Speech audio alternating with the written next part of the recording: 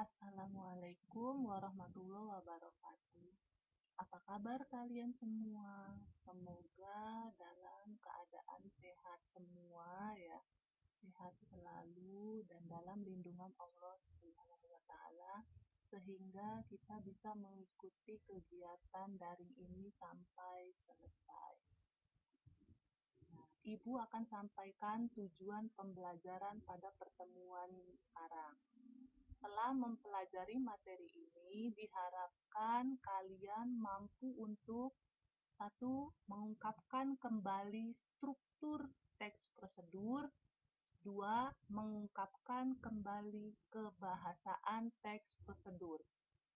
Jadi, kita membahas tentang dua bagian, ya, yaitu struktur dan kebahasaan teks prosedur.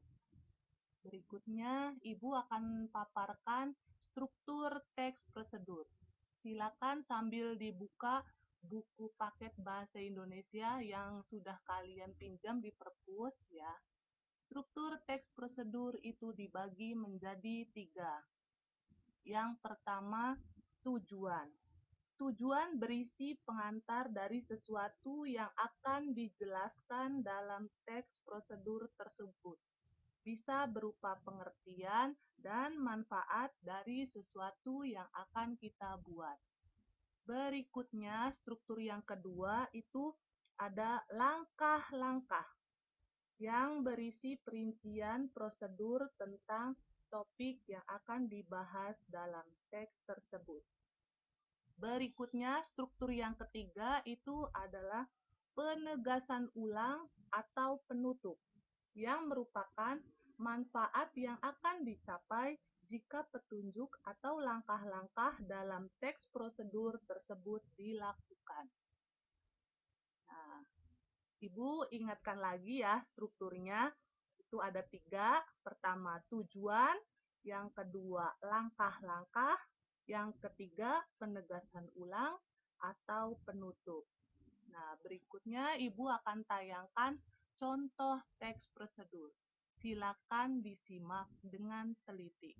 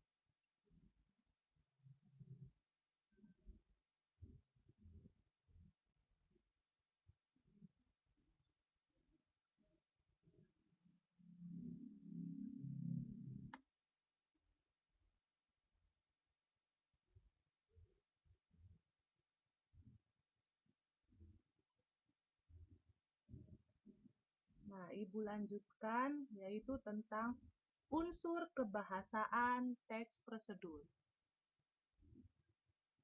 Unsur kebahasaan teks prosedur itu dapat kita lihat sebagai berikut. Yang pertama, menggunakan kalimat imperatif. Kalimat imperatif adalah kalimat yang menggunakan kata kerja perintah ya. Di sini sebagai contohnya yang termasuk kata kerja perintah itu akhirannya kan, i, dan lah. Nah, contoh akhiran kan contohnya tuangkan. Sedangkan akhiran i contohnya lapisi. Nah, sedangkan akhiran lah contohnya bungkuslah. Nah, berikutnya menggunakan kalimat interrogatif. Kalimat interrogatif adalah kalimat yang berisi tentang pertanyaan. Contohnya, misalnya, bagaimana cara menggunakan kartu ATM? Nah, untuk kalimat interrogatif ya, perlu diingat di akhiran kalimat itu harus ada tanda tanya. Berikutnya yang ketiga, menggunakan bilangan urutan angka. Nah, di sini yang dimaksud adalah angka tersebut menunjukkan urutan atau yang ada pada teks prosedur. Contohnya ya, ke-1, kedua, ketiga, keempat, dan lain sebagainya. Itu termasuk ke dalam bilangan urutan angka. Berikutnya, yang keempat, menggunakan verba material dan verba tingkah laku. Verba material adalah kata kerja yang mengungkapkan sebuah tindakan. Contohnya, mengupas, mencuci, memakai, dan lain-lain. Sedangkan untuk kata kerja tingkah laku adalah kata kerja yang mengungkapkan perbuatan, seperti menunggu, mengamati, menilai, atau mempertahankan. Ya, jadi tadi bedanya, kalau material itu sebuah tindakan, sedangkan tingkah laku mengungkapkan perbuatan. Berikutnya, menggunakan konjungsi pengurutan. Ya, contohnya sesudah, sebelum, kemudian, atau lalu. Ya.